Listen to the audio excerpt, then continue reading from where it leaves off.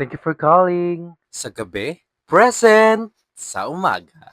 Good day everyone. Of course, research na naman tayo ngayon. Sobrang init at sobrang tustang-tusta na ako dito sa Move It na to dahil no choice kasi naghahabol ng oras. 1 p.m. na at 2 p.m. ang aming kitaan sa school at muntik na nga ako mapadpad sa Las Piñas dahil mali pala ang aking napin. Kaya pala sobrang mahal din. Dapat dito lang ako sa Gatchalian sa may BIR. Meet ko dahil may 1 hour left pa kami. Kaya we decide na magpunta na lang sa BIR para bumili ng stamp kasi requirement siya sa graduation application form namin.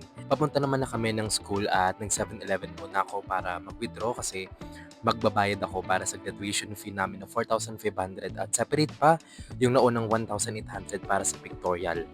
Lakad muna kami papunta sa school kasi malapit na lamang. Nagkantin muna kami kasi wala pa kaming kain dahil galing pa ako sa work at di talaga ako nag-breakfast na.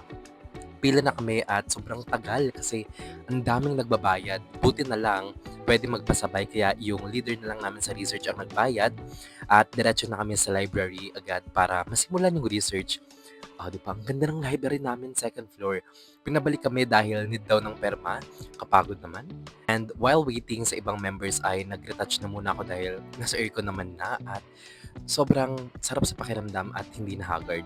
At ngayon ay start na kami sa paggawa kahit kulang pa kami ng isang member dahil nasa OJT pa siya. Totoo ang aming mga classmate na mga tarantado. Akala mo, wala rin problema sa research. Ang saya-saya. May SSO pala kami dito na natira sa aming interview na para doon sa mga in-interview namin. Need namin magkita kasi hindi kami nagkakaintindihan sa online. Nag-aaway sila. Fini-finish ko na lang itong part ko dahil ang trabaho pala ng thematic. Buti na lang may easy tool for this at sobrang helpful. Pero of course, kailangan natin i-make sure if tama nga ba ang pinoprovide na to. Hindi pa yan sila tapos. Tapos parang wala lang sa kanila.